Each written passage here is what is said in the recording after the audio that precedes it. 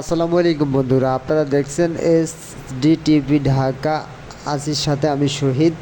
আমার চ্যানেলটা অবশ্যই সাবস্ক্রাইব করে আমার পাশে থাকবেন। আজকে দিব ক্রিকেট খেলার আপডেট। এবারে বিশ্বকাপে যে ক্রিকেট টিমটা বাছাই করেছে সেটা সর্বোচ্চ 120, 30, 40 রানের বেশি যেতে পারবে না, সেই ধরনের একটি ক্রিকেট টিম সাজিয়েছে বাংলাদেশ বিসিবি। তো আমি বলবো আসলে এই ধরনের ক্রিকেট টিম নিয়ে বিশ্বকাপ, টি-20 বিশ্বকাপ বলেন বা ওয়ানডে বিশ্বকাপ বলেন, এটি কোনোভাবেই সম্ভব না।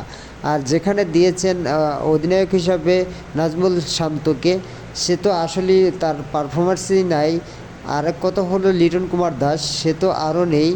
তো যাই হোক, এই ধরনের ব্যাটসম্যান বা এই ধরনের বলার ভালো আছে, বলার ঠিক আছে, আমাদের মুস্তাফিজুর রহমান আছে, তাসকিন আহমেদ আছে।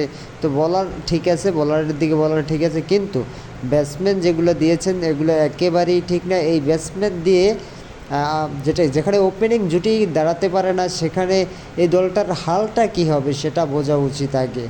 আপনারা দেখেন যে ক্রিকেটগুলো খেলে আসছে বিশ্বকাপে, যে একটা ম্যাচও ভালোভাবে খেলতে পারেনি নাজমুল হোসেন শান্ত এবং লিটন কুমার দাস।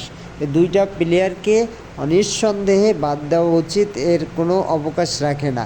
কারণ হচ্ছে যে মামুর জোর, টাকার জোর দিয়ে ক্রিকেট চলে না। ক্রিকেট চলে ক্রিকেট ভালোবাসা বা ক্রিকেট ধারাবাহিকতা দিয়ে বা ক্রিকেট খেলার উপরে।